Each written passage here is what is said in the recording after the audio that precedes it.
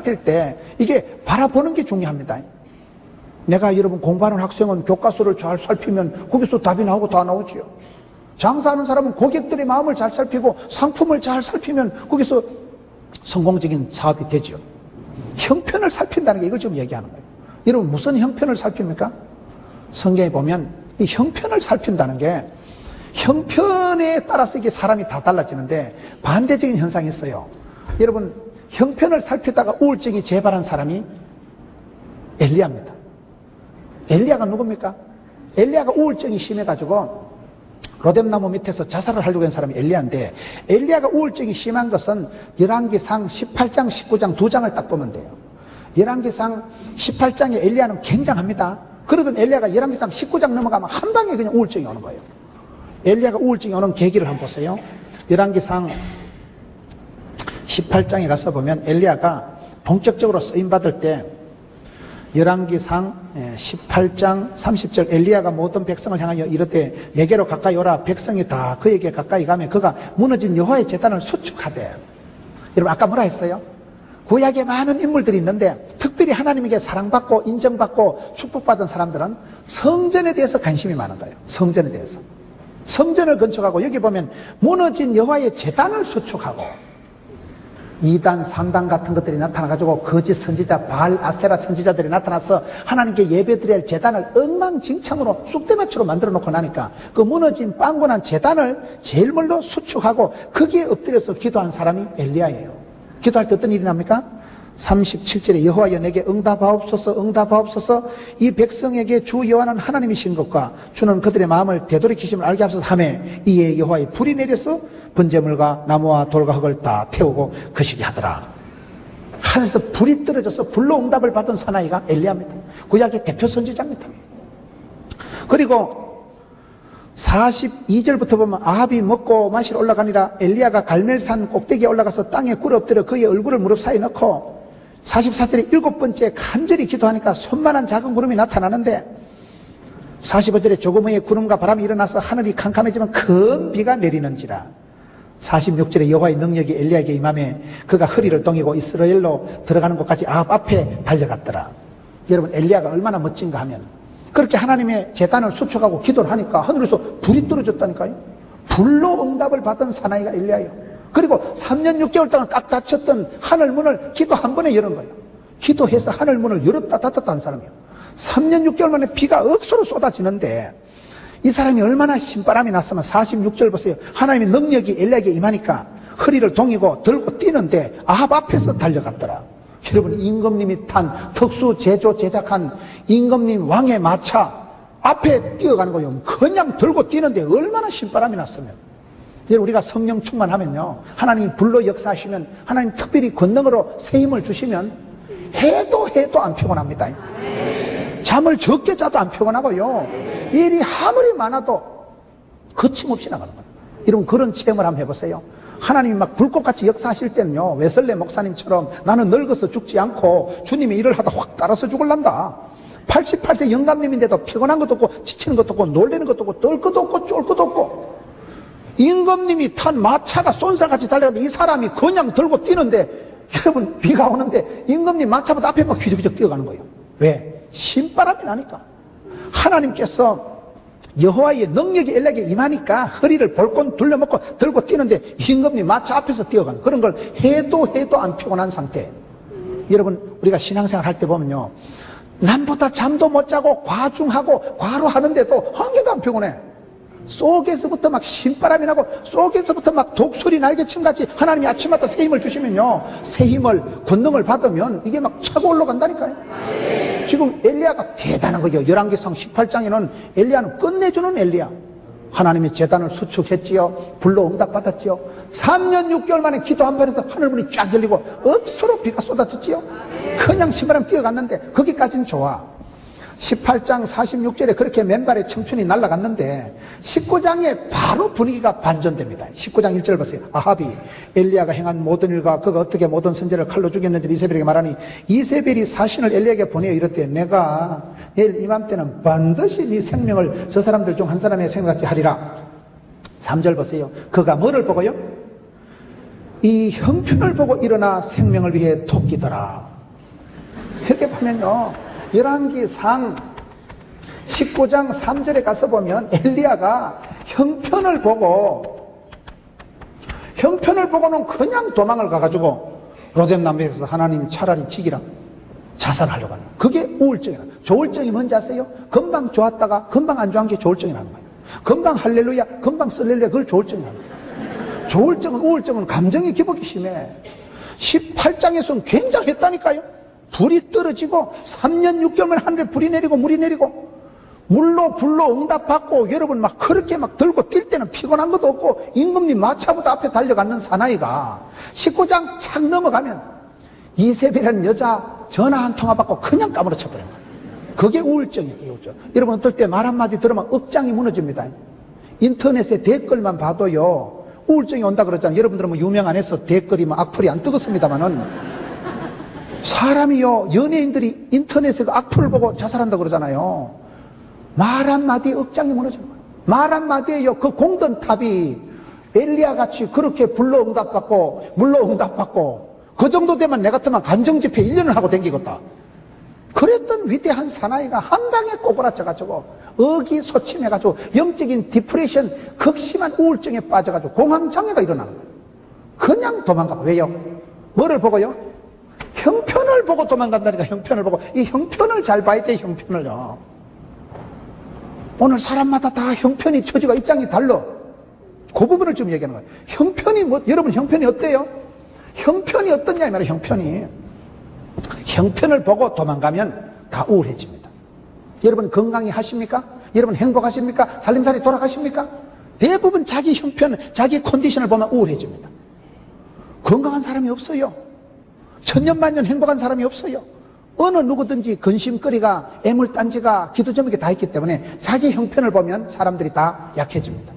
눈을 들어 주를 보면 되지만은, 여러분 우리가 여호와를 앙망하는 자, 우러를 앙자 바랄 망자, 하나님을 우러러 보는 사람은 독소리 날개천같이 세이민하고 주를 바라볼 땐 엘리야같이 신나게 달리지만은 형편을 꼬라보기 시작하면, 형편을 주시하기 시작하면 금방 놀래고 금방 겁먹고 금방 쪼려버리는 거예요.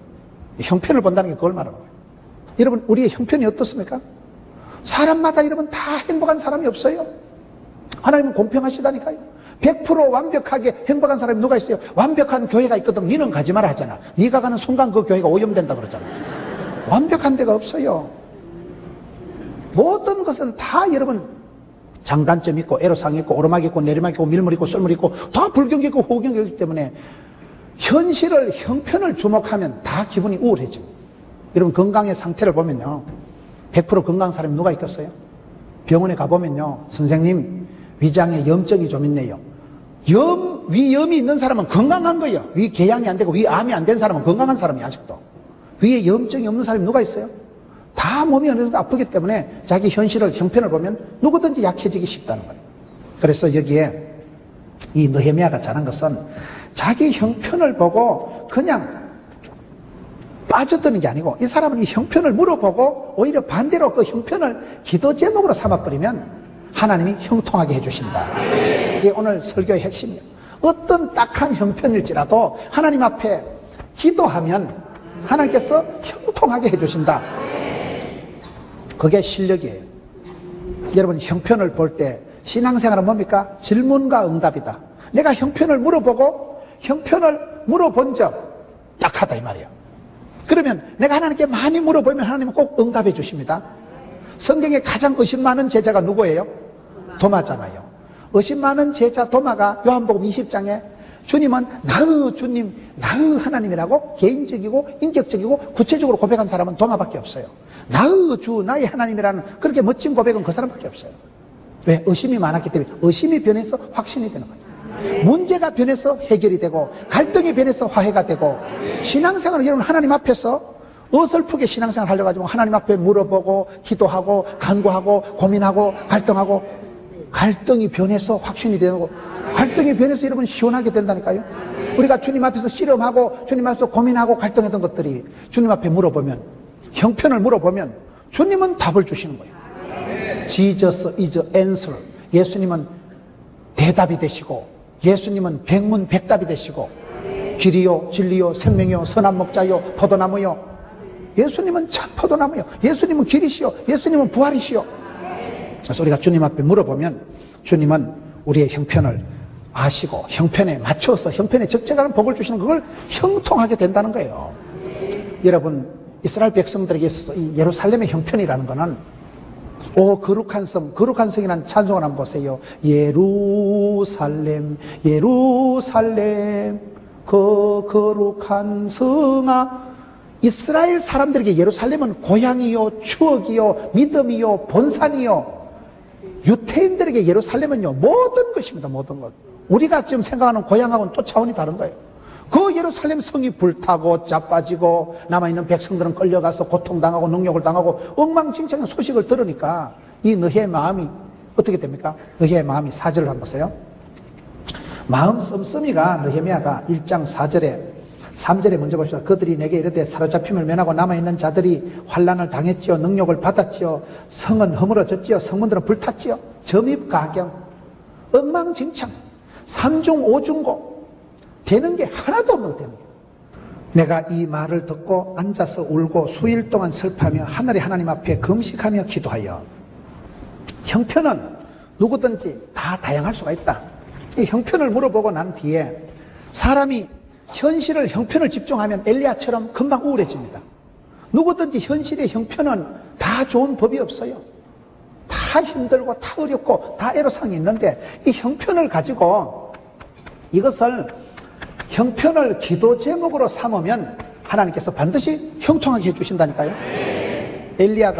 느헤미야가 엘리야는 도망을 가서 우울증이 재발했지만은 여기 느헤미야는 내가 이 말을 듣고 경청하고 앉아서 울고 눈물기도 하고 수일 동안 슬퍼하며 하늘 하나님 앞에 금식하여 기도하며. 여기 기도를 어떻게 합니까?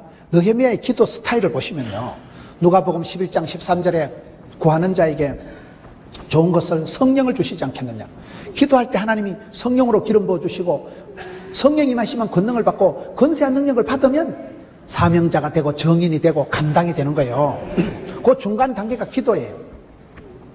형편을 보고 많은 사람들은 도망가고 슬퍼하고 우울증이 재발산발하는데 느헤미야는 기도를 하는데 첫째 이게 경청기도를 하는 거예요. 경청기도 듣고. 여러분 요한계시록 보세요. 귀 있는 자는 성령이 교회들에게 하시는 말씀을 들을지어다. 이 듣는 게 달라야 돼. 듣는 거예요. 다윗이 복을 받은 것은요 듣는 귀가 발달된 거예요. 골리앗이 40일 동안 조석으로 나와서 이스라엘 백성들을 조롱할 때 왕이나 장군들이 형님들은 듣고도 아무 반응이 없었는데 다윗은 그걸 듣고 흥분합니다. 이 할례 없는 자식이 사시는 하나님의 군대를 모욕하냐. 어린 다윗이 골리앗 앞에 반응을 하고 나갈 때 형님이 말립니다. 큰형님이 얘가 더위 먹었냐 와 이러냐 그럴 때 형님 내가 어찌 이유가 없습니까? 의분을 가지고 골리앗이 하나님의 백성들을 조롱하는 소리를 들을 때 뿔따구가 나서 흥분이 나서 뛰어가는 그 사람을 하나님이 기뻐하시는 거예요. 반응이 들을 때 믿음은 들음으로 들으면 말씀으로 오지만은 시험도 들음으로 옵니다. 듣는 걸 잘 들어야 돼. 이런 말씀에 집중하면 우리가 은혜를 받지만은 세상 사람들 이 말 저 말 들으면 시험 듭니다. 찬양 잘하고 나가다 시험 드는 거예요. 믿음은 들음으로 오지만 시험도 들음으로 온다니까요. 듣는 걸 새겨 듣고 경청을 히어링을 리스닝을 잘해야 되는데 이런 우리가 주기도문 해도 뜻이 하늘에서 이룬 것 같이 땅에서도 이루어지다. 그 말씀은 무슨 뜻인가 하면요, 기도할 때 하나님 앞에 A4 용지 한 30장 적어서 하나님 존말할 때 들어주라 확 들이미는 게 기도가 아니고 내 고집을 관철시키는 게 기도가 아니고 기도는 하나님의 음성을 듣는 거예요. 기도는 하나님의 뜻하심을 새겨 듣는 거예요. 우리가 기도하다 말씀을 듣다 보면 말씀과 기도로 거룩하여진다고. 듣다 보면 하나님께서 이걸 원하시는구나, 하나님께서 나에게 이걸 말씀하시구나, 하나님의 뜻을 캐치하고 새겨 듣고 세미한 음성을 듣는 게 그게 은혜예요. 그래서 기도는 잘하는 건요, 내가 뒷다 소리 질러서 중언 부언해서 많이 부르짖는 것도 있지만은 기도는 들어야 돼요. 아버지의 마음을, 하나님의 뜻하심을 새겨 듣는 게 기도라니까요. 이 지금 느헤미야가 잘하는 건 듣는데 경청 기도를 잘하고, 그 다음에는 며칠 동안을 눈물을 울고 수일 동안 살펴보면 눈물 기도라. 눈물 기도.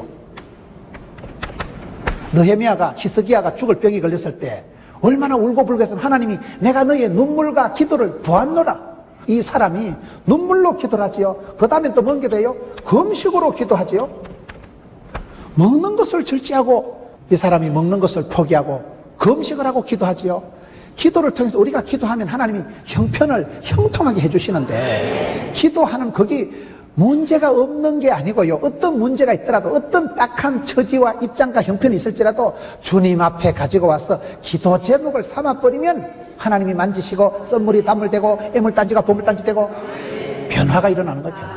이 느헤미야가 잘하는 것은 형편을 물어보고 난 뒤에 엘리야처럼 낙심하고 톡 끼는 게 아니고, 베드로처럼 겁먹고 물에 빠지는 게 아니고, 이 사람은 반대로 그 딱한 형편을 듣자 바로 주님 앞에 가지고 와서 기도 제목을 삼는다는 사실이에요. 지혜로운 사람은 근심거리를 기도 제목으로 만들어가는 사람이, 이게 지혜로운 거예요. 여기서 1장 5절은 또 뭐냐? 네 번째 복, 오기 기도라는, 오기 기도. 오기 기도가 뭘까요? 1장 5절 보세요. 이르되 하늘의 하나님 여호와 크고 두려우신 하나님이여, 주를 사랑하고 주의 계명을 지키는 자에게 언약을 지키시며 긍휼을 베푸시는 주여 간구하나이다. 기도를 할 때 덮어놓고 기도하지 말고 언약의 약속의 하나님을 붙들고, 하나님께서 약속하셨잖아요. 언약하신 그 사실을 기억하고 언약을 붙들고 기도하는 거예요. 그걸 여러분 오기라 하는데, 오기가 뭐냐? 5가지 기가 있는데, 생명의 언약의 약속의 말씀을 기억하고, 그 다음에 위대하시고 전능하신 하나님을 기대하고, 쉬지 말고 기도하고 하나님 때를 기다리면 기적의 주인공이 된다. 5가지 기가 있다 그 말이에요. 그 중요한 게, 덮어놓고 기도하지 말고 주의 말씀을 붙들고, 약속이 하신 언약하신 말씀을 붙들고 언약에 신실하신 하나님 앞에 기도하면, 약속을, 언약의 말씀을 가지고 먼저 기도해야 되는 거예요. 여러분 기도할 때 덮어놓고 기도하지 말고 성경 말씀을 붙들고 기도하세요. 주여, 이 말씀대로 되기를 원합니다. 주의 말씀 의지해서 기도해야 됩니다. 그래서 약속의 말씀을 잘 붙잡으세요. 말씀을 듣다가 나도 저 말씀을 붙들고 기도해야 되겠구나. 믿음은 들음으로, 들음은 말씀으로, 말씀 한 구절을 붙잡으면 말씀이 나를 질질 끌고 가는 거예요. 말씀이 살아 운동력이고 말씀이 치유하는 광선을 바라거든요. 그래서 여기에 언약 기도를 하는 거예요. 5절에 보면. 6절에는 무슨 기도를 할까요? 이제 종이 주의 종들인 이스라엘 자손을 위하여 주야로 기도하고, 5번째 무슨 기도? 주야 기도하는, 주야 기도. 주야 기도가 뭘까요? 쉬지 말고 기도하는 거지. 그 말이야. 사무엘이 얘기할 때 기도를 쉬는 거는 죄를 짓는 것 같다. 여러분, 우리가 기도할 때 시험에 들지 않게 깨어있어 기도할 때, 주야로 기도할 때 권능이 임하고 성령이 임하고, 성령이 임할 때 능력을 받고, 능력을 세임을 받아야 마귀를 대적하고 사명을, 사역을, 사람을 감당할 수가 있는 거예요. 기도 없이는 그런 능력이 나오는 법이 없기 때문에, 이 느헤미야는 사람이 좋은 집안에 원만하게 태어나서 등 따시고 배부르고 수상궁에 머물고 살면서도 자기 영달에, 자기 쾌락에 관심이 없는 거예요. 형제들의 형편을 물어보고는, 형제들의 딱한 형편을 물어보고는 기도하기 시작하는데, 기도가 다르다니까요. 경청기도, 침묵기도, 눈물기도, 금식기도, 통곡기도, 오기기도, 주야기도. 기도가 다른데, 저는 느헤미야의 기도 중에 제일 제가 좋아하는 기도가 2장 4절의 기도예요. 2장 4절 한번 보세요. 왕이 내게 이르시되 그러면 네가 무엇을 원하느냐 하시기로 내가 곧 하늘의 하나님께 묵도하고. 6번째 기도가 뭐예요? 묵도, 묵상기도. 곧 묵도하고. 이게 무슨 말일까요? 지금 느헤미야가 임금님 앞에서 어명이 떨어진 거. 임금님이 뭐라 합니까? 5절에 4절에 왕이 내게 이르시되 그러면 무엇을 원하느냐. 여러분, 우리 하나님께서도 성경에 보면, 신약 성경에 예수님께서도 기적을 행하셔서 꼭 물어보셔. 내가 너를 고칠 줄 네가 믿느냐? 무엇을 원하느냐? 물어보십니다. 그래서 내가 평소에 기도 제목이 있어야 돼요. 어떤 분들은 얘기해 보면, 김 집사님 기도 제목이 뭐예요? 제목이 없는 사람이 있어. 제목이 없으면 응답도 없습니다. 소원이 있어야 소원의 한 그루 밀어붙이시죠. 꿈을 꿔야 꿈 같은 일이 꿈같이 이루어지죠. 기도 제목을 선명하게 소원을 가지고 있어야 누가 물을 때 소원을 알아야 믿음대로, 꿈꾼 대로, 심은 대로 응답해 주시는데, 임금님이 지금 무엇을 원하느냐 하시기로 내가 곧 하늘의 하나님께 묵도하고 왕에게 아뢰되. 임금님의 명령이 떨어지면, 여러분, 임금님이 명령이 떨어지면 이거는 사시나무 떨듯이. 2장 2절에도 왕이 내게 이르시되 네가 병이 없거늘 어찌하여 얼굴에 수심이 있느냐, 이는 필연 네 마음에 근심이 있습니다 하더라. 그때 내가 크게 두려워하여 왕께 대답하되 만세 만세 만세 이래 나가잖아요. 임금님이 지금 어명을 내릴 때 느헤미야가 사시나무 떨듯이 크게 두려워하는 거예요. 임금님 명령이 떨어진데 기도할 틈도 분위기도 마음도 없어. 그런데 이 사람이 얼마나 기도 생활을 잘하는가 하면, 임금님이 무엇을 원하냐 하시기로 내가 곧 하늘의 하나님께 묵도하고 왕에게 아뢰되. 그 분위기를 좀 여러분 파악을 해보세요. 분위기가 좀 어때요? 기도할 짬이 기도할 분위기가 아니라니까요. 그런데 이 사람이 평소에 기도가 체질이 습관이 돼가지고 일단 기도를 하는데 기도할 시간도 목소리도 못 낼 형편이니까 얼른 일단 하나님 앞에 곧 묵도하고, 묵도가 뭐예요? 소리도 못 내고 마음으로 묵상으로 얼른 기도하고 근데요 대답을 하는 거예요. 일단 기도하는 거, 그걸 이렇게 묵상 기도라는 거예요. 일단 묵도하고 곧 묵도하고. 따라합시다. 기도보다 앞서지 말자. 이 사람이요, 이거의 기도가 벌써 1장부터 체질이 되고 습관이 되고 스타일이 돼가지고, 여러분 기도가 이게 습관이 돼야 됩니다. 기도가 새벽 기도를 매일 하는 사람이 시켰어요? 하루 걸르고 하루 하는 사람이 시켰어요? 하루 걸르고 하루 쉬고 하루 제키고 이러면요 따르는 시계가 헷갈려. 따르는 시계가. 새벽 기도를 매일 하는 사람은요 습관적으로 해요. 습관적으로. 이기는 사람은 습관이 있다. 성공하는 사람은 특징이 있다. 이기는 사람은 습관이 있다니까요. 예수님도 누가복음 22장 39절에 보면요, 예수님께서도 습관을 따라 감람산에 기도하러 가셨잖아. 예수님도요 기도에 습관이 있으셨어요. 예수님은 기도를 아예 습관적으로 감람산에 가 기도하셨다니까. 때를 얻든지 못 얻든지 무시로. 기도는 그렇게 해야 되는 거예요. 여러분, 많은 사람들이 현실에 빠져서 형편에 놀래서, 형편 때문에 아이고 목사님 그래 쉬운 소리 하지 마소이. 목사님도 직장사람 해봤어. 저도 직장 10년 해봤다니까. 목사님도 아파서 나도 암수도 해봤다니까.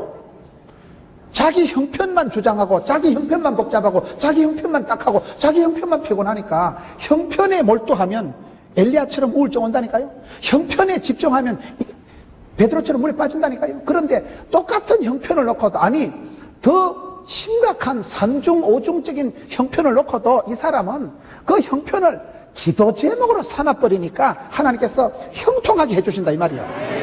뭘 어떻게 형통하게 해주실까요? 이게 기도문에 보면 이게 답이 다 나오는 거예요. 하나님이 복을 주실 때 어떻게 주실까요? 1장 6절 벌써 이제 종이 주의 종들인 이스라엘 자손을 위하여 주야로 기도하며 우리 이스라엘 자손이 주께 범죄한 자들을 자복하오니 주는 귀를 기울이시며 눈을 주시사. 여기에 보면 자복기도, 회개 기도를 하니까 하나님께서 그러면 어떻게 해주십니까? 눈을 열어주시는 거예요. 눈을 여시사. 사람이요 다 안목에 힘이 있어야 돼. 순간의 판단이 10년을 좌우하는데 이 영안이 열려야 돼요. 영안이 보는 게 중요한 게, 영안이 열리고 안목이 열려야 되는 거예요. 눈이 열린 사람은 척 보면 압니다.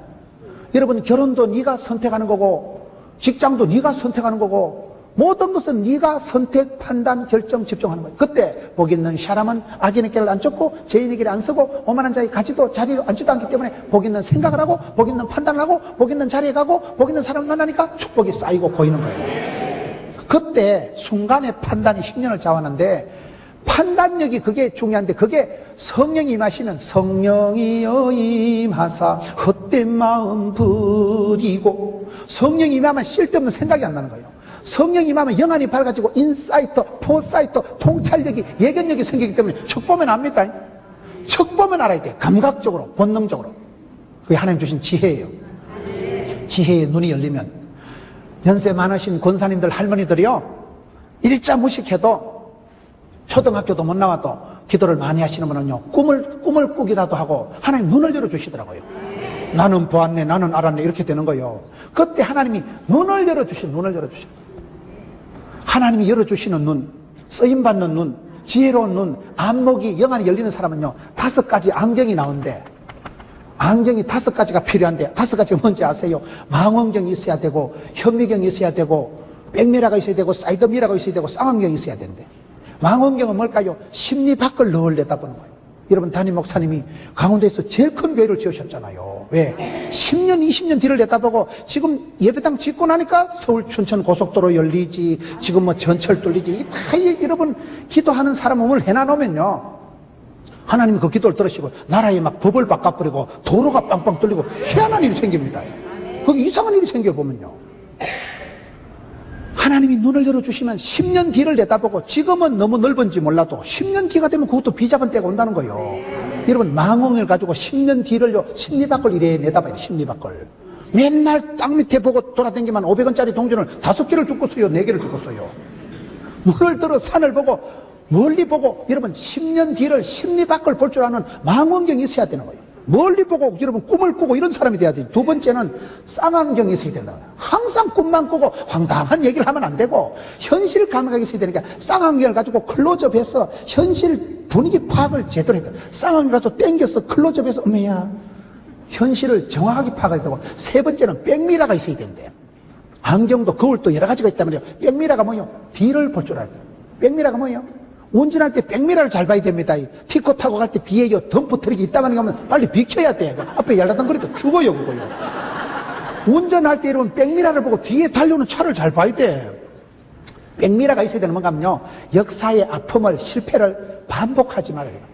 유태인들은 우리가 600만 명이 가스 시대에서 죽어나갔지만 독일 것들을 용서는 하되 잊지는 말자. 기억력이 있어야 된다는 거예요.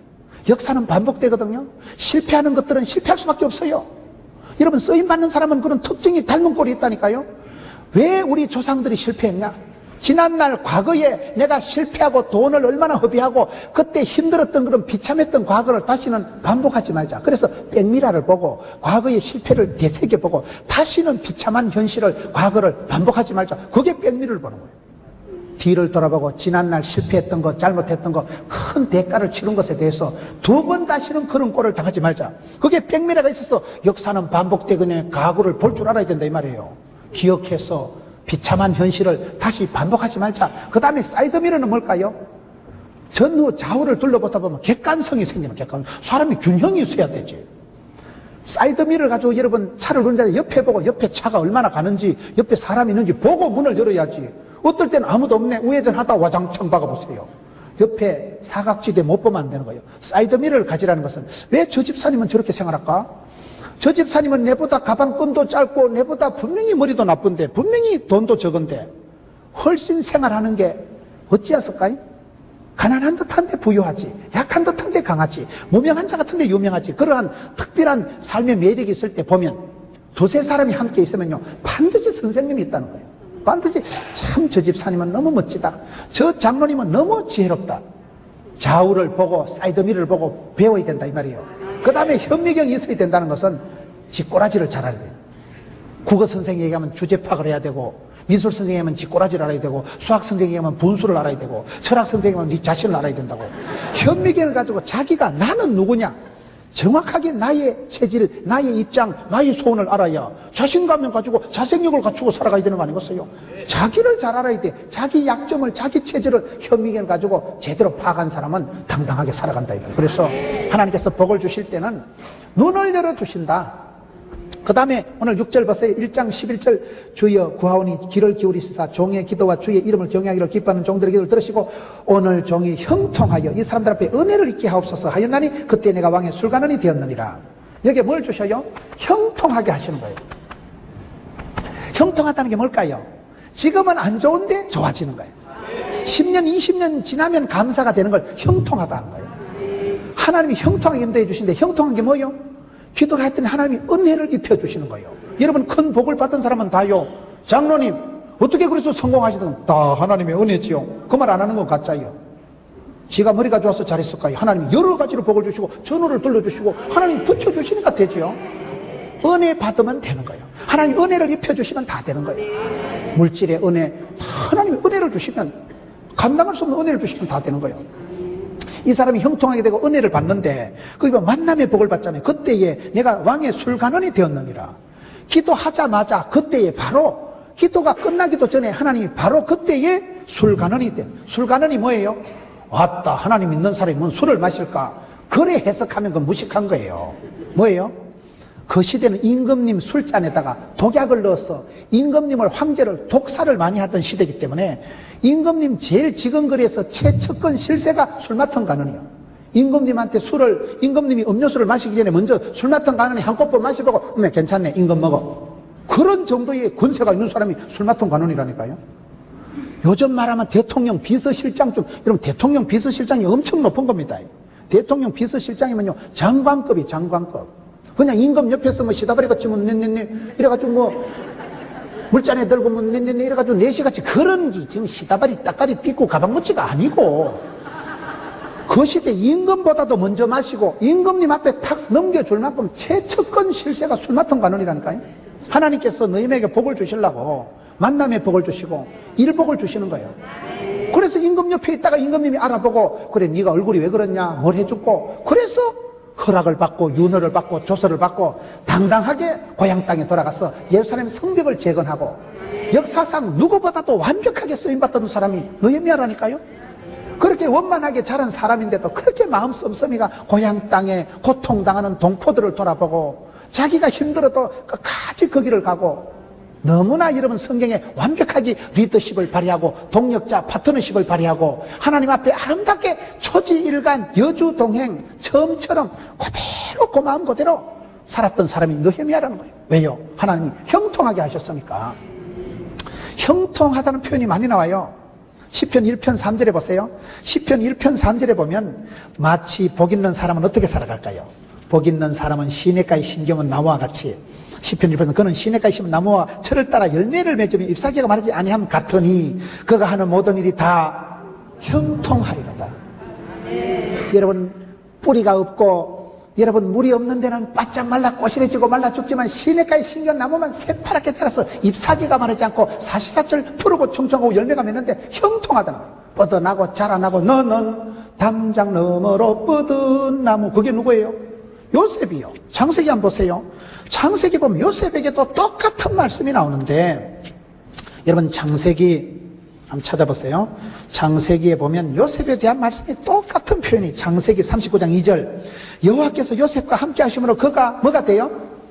형통한 자가 되어 그의 주인 애굽 사람이 집에 있는데 5절 보세요. 그가 요셉에게 자기의 집과 그의 모든 소유물을 주관하게 한 때부터 여호와께서 요셉을 위하여 그 애굽 사람의 집에 복을 내리심으로 여호와의 복이 그의 집과 밭에 있는 모든 소유에 미친지라. 할렐루야. 여러분 요셉은 끌려가고 팔려간 것 같지만은 하나님이가 요셉과 함께 할 때 형통한 복을 주시는데 어떻게 돼요? 요셉 한 사람 때문에 요셉이 살고 있는 주인 보디발의 집이 복을 받고 요셉이 손을 대면 밭에 논에 주방에 요셉이 손을 대는 곳마다 하나님의 복이 요셉의 손끝을 통해서 너는 담장 너머로 뻗은 나무라니까요. 5대양 6제주로 막 애굽으로 이방 나라로 퍼져가가지고 요셉이 손을 대는 곳마다 하나님의 복이 나타나는 거예요. 그러다 형통하게 되는 거죠. 형통이라는 게 그렇게 좋은 말이에요. 하나님이 순적하게 복을 주시는데 형통한 복을 주시는데 창세기 24장에 가서 보면 또 비슷한 얘기가 나오는 거예요. 창세기 24장에 가서 보면 축복의 사람들은 닮은 꼴이 있는데요. 아브라함이 며느리를 구할 때 어떻게 며느리를 구합니까? 늙은 종 엘리에셀을 보내는데 창세기 24장 42절에 내가 오늘 우물에 이르러 말하기를 내 주인 아브라함의 하나님 여호와여 만일 내가 행하는 일에 뭐를 줘요? 형통함을 주실진데 오늘 우물 곁에 있다가 여자가 오면 붙여달라고 기도를 하거든요. 45절 보세요. 내가 마음속으로 말하기를 마치기도 전에 리브가가 물동이를 이고 오는데 가더라. 이렇게 되는 거예요. 이 리브가가 누구예요? 이게 이 사람이 바로 아브라함의 며느리가 되는 거예요. 이삭의 셉시가 되는 거예요. 여러분 그거 보세요. 하나님 복을 주시려거든 형통하게 주옵소서. 그런데 형통함의 사인이 내가 지금 기도하고 난 뒤에 내 눈에 첫 번째 보이는 아가씨가 하나님이 붙여주시는 사람인 줄 믿습니다. 기도를 하는데 말이 끝나기 전에 마음속으로 말하기를 묵도 마음속으로 묵상 기도가 끝나기도 전에 마음속으로 말하기를 마치기도 전에 리브가가 얍실얍실 오는데 첫눈에 뿅 가더라. 그래가지고 그 섹시를 데리고 와가지고 리브가가 이삭과 결혼해가지고 아브라함이 며느리가 됐다니까요. 아브라함이 복을 받은 건 며느리를 잘 만난 거예요. 하와가 복을 받은 건 시어머니가 없는 복을 받은 거고요. 며느리가 잘 들었다. 며느리가 그게 형통 며느리 한 명 들으면서 여러분 이삭은 약해 빠졌지만 리브가가 다 하는 거예요. 야곱이 축복받을 때 리브가가 야야 큰 자가 작은 자를 섬기라 예언해놨기 때문에 아들 야곱한테 아빠한테 가서 축복받으라 하는 게 엄마입니다. 아들이 안 갑니다. 내는 못 갑니다. 내는 덜도 없는데 아빠한테 뽀록 나면 죽습니다 하니까 들어가라. 저주는 애미가 홀라당 덮었을 테니까 네가 들어가 복은 꽃배기로 다 받아먹어라. 저주는 애미가 축복은 우리 아들이 말귀를 못 알아듣는 놈을 특수 상담 카운셀링을 해가지고 트레기도 없는 놈을 코디 해가지고 염소 털을 발라가지고 완벽하게 코디네이션을 해가지고 요리도 못하는 걸 별미를 애미가 만들어 손에 쥐어져가지고 그 시대 요리 학원 원장 무슨 코디네이션 무슨 MBC, SBS, CTS 분장 실장보다 더 잘하는 거예요. 전부 다 만들어가지고 야를 확 떠밀어가지고 아들이 축복받잖아요. 조연, 시나리오, 감독, 무대, 소품 전부 엄마가 다 한다니까요. 리브가가 왜? 하나님이 붙여준 사람이니까. 하나님 형통하게 해주시려고 하던 내가 기도 끝나거든 아가씨를 보여주세요 했는데 말이 끝나기도 전에 마음속으로 그게 뭐 묵도가 끝나기 전에 똑같아 내용들이 여기나 거기나 축복에도 닮은 꼴이 있어요. 하나님의 복을 받은 사람은 닮은 꼴이 있고 엘리야는 우리와 성정이 같은 사람이로되 간절히 기도해서 복을 받았는데 오늘 설교가 내용이 뭐예요? 사람은 다 입장이 달라요. 누구든지 자기 형편이 있어요. 여러분 동포들의 형편을 살피고 그 딱한 형편을 걱정하지 말고 고민하지 말고 어떤 문제거리라도 기도거리를 만들어버리면 하나님 앞에 기도 제목을 삼아버리면 하나님이 만지실 때 형통하게 해주시는 거예요. 형통하다는 건 분명히 지금 현실은 엉망진창이고 삼중오중구에 시달리는 이스라엘 백성들이 예루살렘 성전이 불타고 성벽은 자빠지고 지금 뭐 백성들은 능욕을 당하고 엉망진창이지만은 하나님이 한 번만 만져주시면 이 느헤미야라는 지도자를 세워서 사람이 방법이에요. 하나님이 느헤미야라는 사람을 세워서 네가 가라. 그래서 느헤미야를 고국으로 보내가지고 성벽을 재건한 사람, 리모델링, 리바이벌, 리프레시, 리포메이션을 한 사람이 느헤미야다 이 말이에요. 오늘 이 시대도 비슷합니다. 우리의 형편이 여러분 처지가 입장이 어때요? 뭘로 무너지? 다 애로사항, 다 기도 제목, 다 부끄러운 이야기, 다 한숨, 다 아픔이 있어요. 고통이 문제가 기도 제목이 없는 사람이 누가 있을까요? 그러나 그것을 우리는 어떤 형편이든지 하나님 앞에 가지고 나와서 경청기도, 눈물기도, 통곡기도, 회개기도, 금식기도, 오기기도, 주야기도, 묵상기도 일단 기도하자 일단. 저는 이 기도가 제일 마음에 든다니까요. 임금님 앞에도 기도할 짬도 없지만 일단 마음으로 묵상하고 얼른 기도하고 퍼뜩 기도하고 일단 기도하고 2단 3단은 주님께 맡기자 이 말이에요. 그러면 그 사람은 복을 받습니다. 왜요? 많은 사람들이 일단 술 한잔하고 일단 좀 자고 일단 TV 보고 일단에서 다 망한다니까요. 허무한 사람은 일단에서 다 넘어지는 거예요. 뭐 2단 3단까지 갈 것도 없다니까요.